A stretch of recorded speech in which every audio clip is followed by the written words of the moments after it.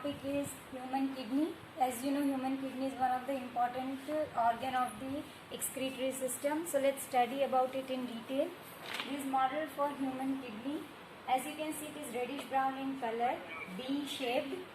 It has a capsule-like covering, outer protective layer. Now, if we discuss about the measurements, it would be from pole to pole. The length will be 10 to 12 centimeter. Its width would be 5 to 7 centimeter, and the thickness will be 2 to 3 centimeters. Now, if I take LS, that is longitudinal section of the kidney, it will appear like this. So, let's discuss in detail the internal structure of the kidney using the figure. Suppose this is kidney, ureter coming out, renal artery and renal vein.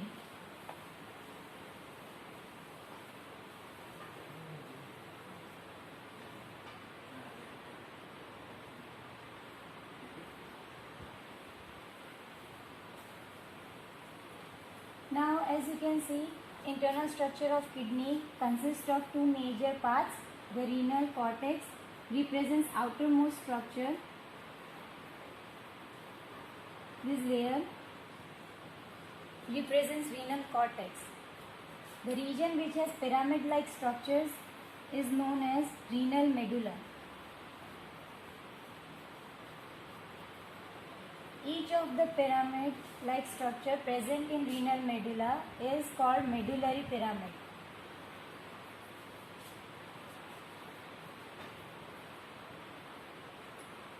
Now, as you can see, it is extended into a tongue-like structure. That tongue-like structure is known as renal calyx. This singular form, if we want to refer whole of it, we write the plural form, that is calyces. Now, the region in which these tongue-like structures are opening up is a narrow funnel-shaped structure and is known as renal pelvis. Following it, there is a small constriction here, this one, from where the renal vein, renal artery, ureter as well as nerves enter the kidney. That region is known as hilum. Let's once again understand the outermost region is renal cortex. The region which contains pyramid-like structure is renal medulla. Each of these pyramid-like structures are medullary pyramids. It is extended into tongue-like structure called as calyx, plural form of which is calyces. Next to it is the region in which this tongue-like structure are extended, that is narrow funnel-like, and is called renal pelvis. There is a small constriction here through which renal artery, vein as well as ureter and nerves enters the kidney, and that region is known as hilum. Moving forward, let's discuss about renal arteries and veins.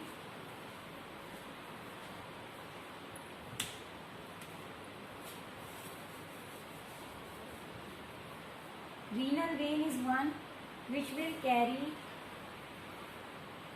blood which has been purified by the kidney. This is what you need to keep in mind. Usually we understand that veins carry deoxygenated blood, but here it is carrying the purified blood, that is the one which has been detoxified or has removal of nitrogenous waste from it.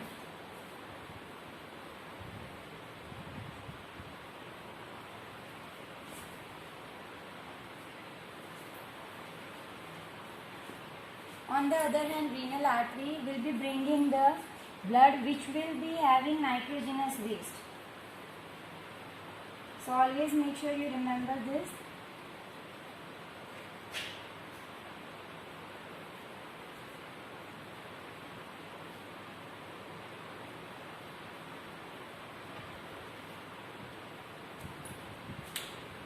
Again I will be repeating, renal vein is the one which will be carrying the blood which has been purified or has removal of nitrogenous waste, whereas renal artery will be the one which will be carrying the blood which has nitrogenous waste towards the kidney. Next thing is ureter. As we have discussed already in the previous session, when the urine is completely formed within the kidney, it is sent via ureter to the bladder, and then through the urethra it is excreted outside the body. So that is all about the internal structure of the kidney.